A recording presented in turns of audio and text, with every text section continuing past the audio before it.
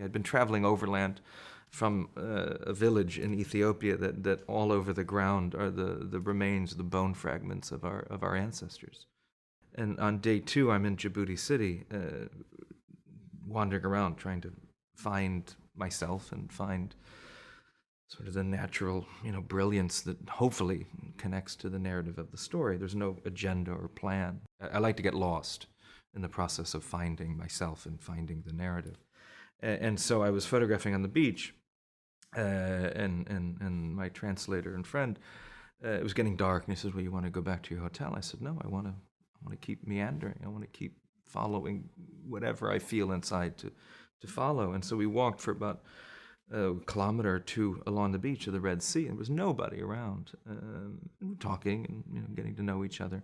And we come across this collection of men and a few women, and I'm like, "What are they all doing here?" And they all have their phones in their hands. And he said, "Well, they were," I said, "What are they doing? Who are these people?" And they're from Somalia, Somaliland, and they're doing what's called catching, trying to catch a signal. They go to the market, the black market, and get a SIM card from Somalia, and if they're lucky, in one or two spots along the beach, they literally move the phone in the air. I thought, "Oh my goodness, this is the tenuous link that connects us all together in this present state of human migration." So anyway, so I'd gone back a few times because I could feel, I knew what I was sort of feeling, but I have no idea how it's going to build. It's a natural progress. And then this is maybe the second or third day. A lot of people, would leave when I would show up, and I would talk to a few people. I wanted to understand their story. Where are they from? Who are you talking to? What are you doing? It was fascinating. And then that evening, I could just feel that there was a placement naturally sort of building, and I just waited, and there was one or two frames, and that was it. And then people would wander on again. In this case of this story that I'm doing for the Geographic, it's reaffirming things that I'd read and known, or that I've read in history and through anthropology, through the study of who we all are as people, as humans, and it's solidifying the fact that I always knew that we all come from one source, but we are all Africans. We are all the same.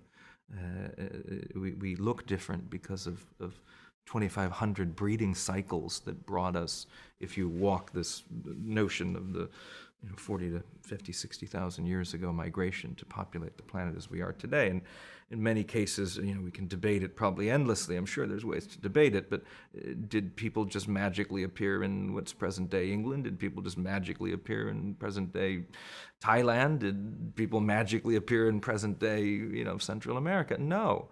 We walked there. How did we get there? We didn't have cars, we didn't have airplanes, we didn't have trains. We used the act of falling and catching ourselves within every step, competing for resources, no different than we are today.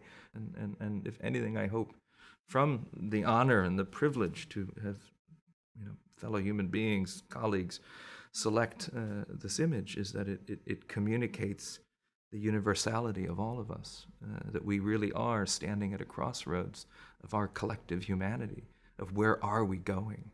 What does it mean to be human? And what does it mean to be traversing the path that we've always traversed, and the only place that we can live? And how do we put balance in many ways, an unbalanced planet that we've almost created and done to ourselves? We are at a crossroads.